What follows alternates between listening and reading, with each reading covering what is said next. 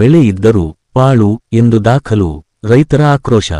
ಹೌದು, ಇದು ಚಳ್ಳಕೆರೆ ತಾಲೂಕಿನ ಸಾಣಿಕೆರೆ ಸಮೀಪದ ಮುಮ್ಮಡಿಸಾಗರ ಗ್ರಾಮದ ಸರ್ವೆ ನಂಬರ್ 26/1 ರಲ್ಲಿ ಮೆಕ್ಕೆಜೋಳ ಸೇರಿದಂತೆ ವಿವಿಧ ಬೆಳೆಗಳು ಬೆಳೆದಿದ್ದರೂ 2026ರ ಹಿಂಗಾರು ಹಂಗಾಮಿನ ಬೆಳೆ ಸಮೀಕ್ಷೆಯಲ್ಲಿ ಜಮೀನನ್ನು ಪಾಳು ಎಂದು ದಾಖಲು ಮಾಡಿರುವ ಘಟನೆ ರೈತರ ಆಕ್ರೋಶಕ್ಕೆ ಕಾರಣವಾಗಿದೆ.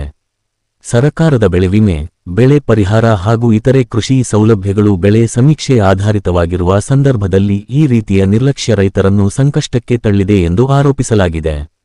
ಕಷ್ಟಪಟ್ಟು ಬೆಳೆದ ಬೆಳೆ ಕಣ್ಣೆದುರೇ ಇದ್ದರೂ ಪಾಳು ಎಂದು ನಮೂದು ಮಾಡಿರುವುದು ಯಾವ ನ್ಯಾಯ ಎಂದು ರೈತರು ಪ್ರಶ್ನಿಸಿದ್ದಾರೆ.